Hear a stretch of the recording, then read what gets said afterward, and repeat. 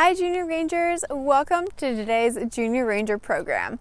My name is Michelle and I work for California State Parks in the Oceano Dunes District. Today we're going to learn all about clouds, how they're formed, different types of clouds and their names, and at the end I have a special activity for you. Let's start. Are you ready to be crazy about clouds? So what are clouds exactly? First, let's learn about the word meteorology. It's the study of the atmosphere and its changes. Typically, this practice is used to forecast weather. There's a special word for when a scientist studies clouds. It's called nephology. Nephos is the Greek word for cloud. Have you ever seen steam coming out of a tea kettle or been outside on a really cold day when you can see your breath? Guess what? You've seen a cloud in the making. The same thing happens when clouds are formed in the upper atmosphere. Scientists have named the different levels of Earth's atmosphere. The layer closest to Earth's surface is the troposphere, followed by the stratosphere, the mesosphere, the thermosphere, and lastly, the exosphere. Today, we're going to be focusing on the troposphere because this is the layer where most clouds form. Let's talk about how clouds are made. Water can occur in three different forms: solid like ice, liquid like water, and gas like the steam we saw earlier coming out of the tea kettle. When the sun warms the water on the surface of the earth, like our rivers, lakes, and oceans, the water molecules start moving around more and more until they change from liquid water to an invisible gas called water vapor. This process is called evaporation. And this diagram shows us the liquid water being warmed by the sun and becoming water vapor. As the air containing this evaporated water rises, it cools down. Eventually, it will have cooled down so much that it can't hold on to the water anymore. When this happens, all the water molecules clump together to form little water droplets. This is called condensation, when water vapor turns back to liquid. Clouds also contain dust particles. These particles help the water condense by providing a surface for the water to turn from vapor to liquid drops of water. Trillions of these water droplets are what make up clouds. Did you know the weight of an average cumulus cloud is about 1.1 million pounds? That's heavier than a jumbo jet, or the weight of 100 elephants. But if they're so heavy, how do they stay up in the air? First, there's a constant flow of warm air rising that pushes up on clouds, which keeps them afloat. Second, water droplets that make up clouds are very small. They're about 20 micrometers across. That's about half the width of a human hair.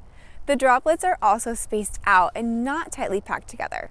They feel the pull of gravity bringing them back down to Earth, but because the droplets are so small, even gentle air currents can keep them from falling down. However, clouds don't stay up in the air forever. If the air surrounding a cloud warms, the water drops will turn back to their invisible vapor form and the cloud will disappear. Other times, clouds become so large and wet that the water droplets making up the clouds start to stick together, making the droplets even larger. At this point, the water droplets start to fall, which is how we get rain. Have you noticed that clouds come in many different shapes? Today, meteorologists list 10 different classes of clouds. Let's start with the low altitude clouds, those that float below 6,000 feet. Stratus clouds are thin, flat, blanket-like clouds. They're either white or light gray, and they can produce a drizzle of rain.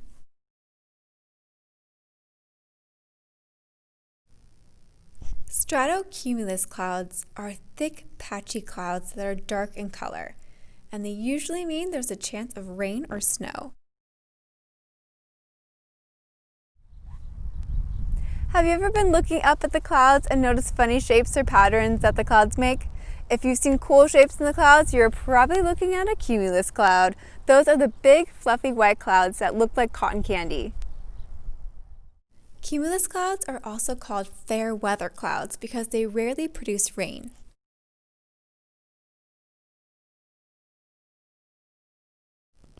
Cumulonimbus clouds are tall, thick, towering thunderheads that are white in color. They usually mean there's a good chance of rain. Next up, we have our middle altitude clouds.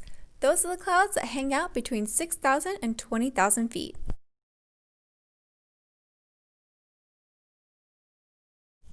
Altostratus clouds are high sheets of rainless clouds through which the sun can just be seen shining behind. Altocumulus clouds are thick, patchy clouds. They look like a bunch of cotton balls all stuck together in the sky. Nimbostratus clouds are dark and heavy, and they produce all-day rain or snow. Our last group are the high-altitude clouds. These are the clouds that hang out between 20,000 feet to 50,000 feet or above. Cirrus clouds are really high up in the sky. They're thin, white, wispy clouds that are blown into swirls. They're also called mare's tails. Cirrostratus form a very thin layer. Sometimes rings can be seen around the sun or moon with these clouds. Last, we have our cirrocumulus clouds. They are the highest of all clouds. They appear in small patches and look like fish scales. Did you know there were so many different types of clouds? How many do you think you've seen before?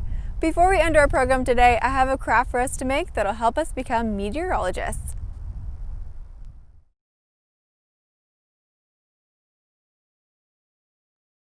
Today, we're going to make a viewfinder that'll help us learn the names of clouds. Here's what we're going to need: a cloud viewfinder printable, a popsicle stick, glue, scissors, and some cardboard if you want your viewfinder to be extra sturdy.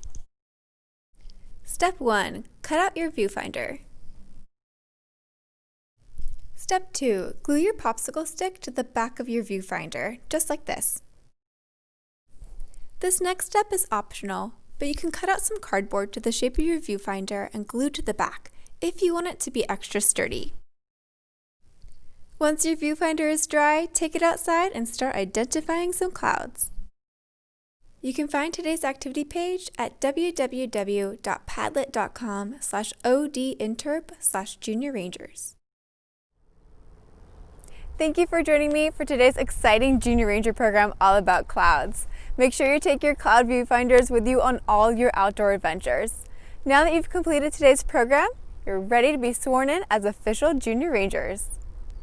Hi, it's Interpreter Michelle here at Oceano Dunes District. If you're watching this, it means you've completed a virtual Junior Ranger program and it's time for the next step, saying the Junior Ranger Pledge and being sworn in as an official Junior Ranger. So, if you're ready, stand up, raise your right hand, and repeat this pledge after me. As a Junior Ranger, I promise to explore our parks and pick up litter, to protect every plant and every critter, to learn important stories of our past so that these treasured places last. I will keep our parks out of danger because I am a Junior Ranger. Wow, congratulations! Welcome to the team, Junior Rangers. We're glad to have you.